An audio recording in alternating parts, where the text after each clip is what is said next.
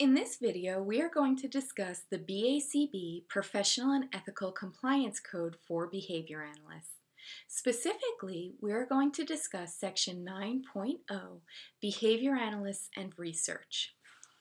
Regardless of whether or not you plan to pursue a career as a researcher, understanding the ethical guidelines is important not only for you to be successful in this course and to master the content on the BACB exams, but because in your capacity as a behavior analyst, you're going to rely on research design and collecting data to make decisions regarding your clients and whether or not interventions are effective.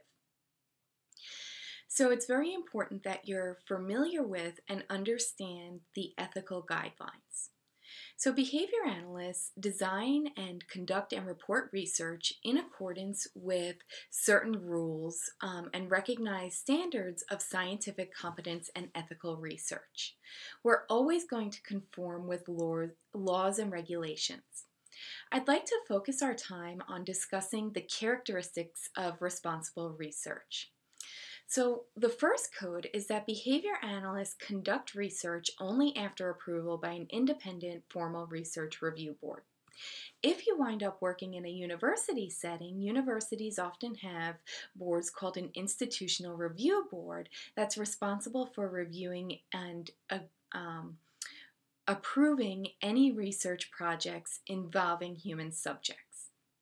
Now, if you are at say an ABA center, the recommendation is that there's an independent board at the ABA center who will review and sign off on and approve any research projects prior to implementation. So I know at some centers, their board of directors will function in this capacity.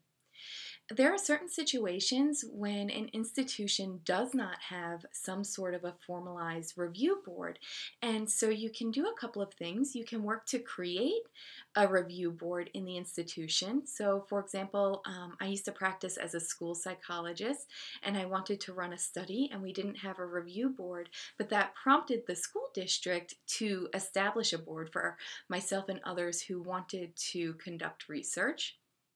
Or sometimes you can go through an external review board just to make sure that your project is conforming with ethical standards. In Section 9.02, point B, behavior analysts conducting applied research conjointly with the provision of clinical or human services must comply with the requirements for both intervention and research involvement by client participants.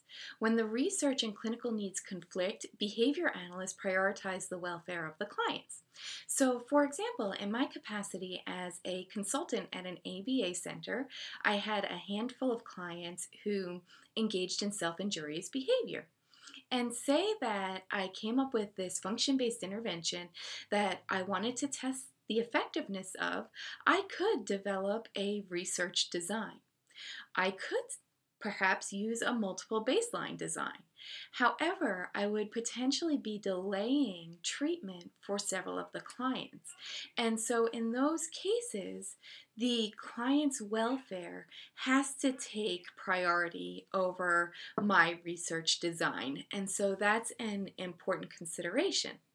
Or if I am conducting a study and say there are adverse effects, then the client's welfare, the participant's welfare has to come before my research study. Behavior analysts conduct research competently and with due concern for the dignity and welfare of the participants. This is similar to Part B. I'm always going to consider the client's welfare and make sure that I am putting my participants above my research design. Researchers and assistants are permitted to perform only those tasks for which they are appropriately trained and prepared. Behavior analysts are responsible for the ethical conduct of research conducted by assistants or others under their supervision and oversight. So I am not going to assign a task as a BCBA to one of my therapists that they cannot competently do. I'm always going to provide them with training and support. Also, if I'm a behavior analyst, I can only conduct those research studies that I've been trained to do, that I'm competent to perform.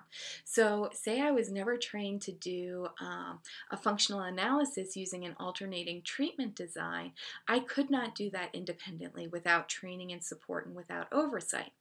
Something to keep in mind is that as the BCBA or BCBAD, you're responsible for the practice of those who are under you. And so you need to make sure that they have the skill set in order to do what you're asking them to do. If an ethical issue is unclear, behavior analysts seek to resolve the issue through consultation with independent formal research review boards, peer consultations, or other proper mechanisms. Sometimes this comes up, and what I would urge you to consider is to always look for opportunities to consult with your peers.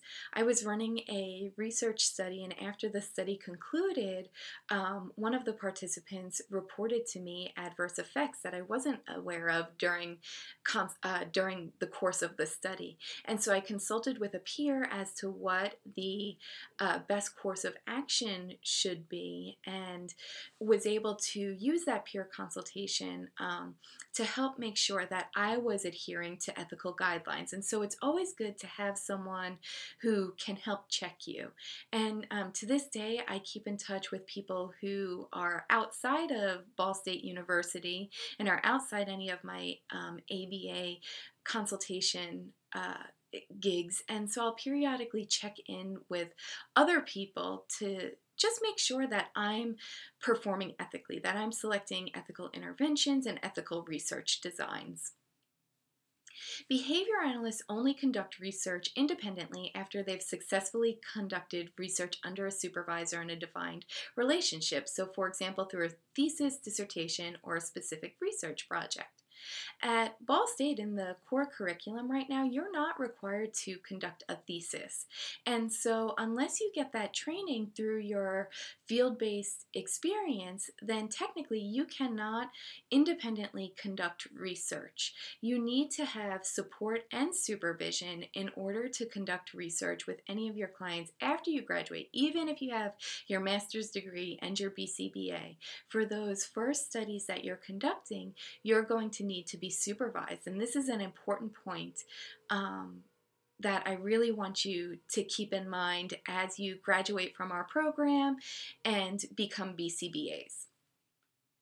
Behavior analysts conducting research take necessary steps to maximize benefit and minimize risk to their clients, supervisees, research participants, students, and others whom they work. So you're always going to want to make sure that the participant is benefiting from your research.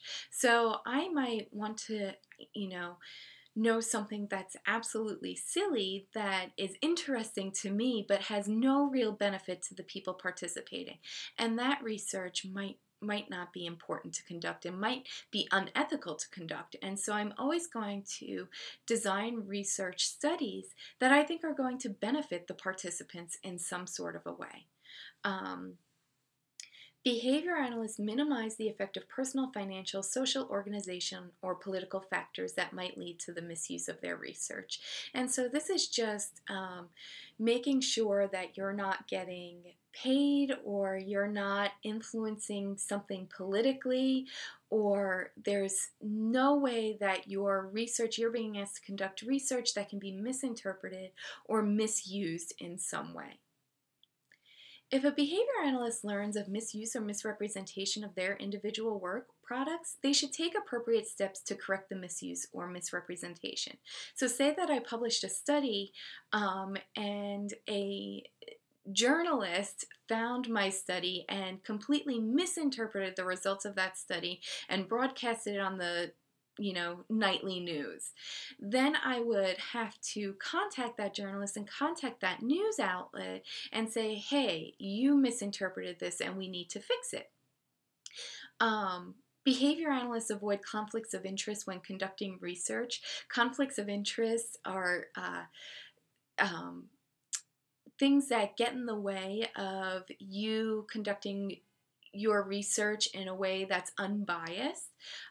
It might be, say, that you're getting paid from a large pharmaceutical company to evaluate the effects of their medication on aggression in children with autism spectrum disorder. That could be a potential conflict of interest because you're getting paid, and so you might have a certain lens on when you're interpreting your data. And so we want to minimize conflicts of interest to the extent possible when conducting research. This has come up for me a couple of times, and what I do is I go back to peer consultation and legal consultation and make sure that I'm disclosing properly any conflicts of interest and minimizing conflicts of interest when they do come up.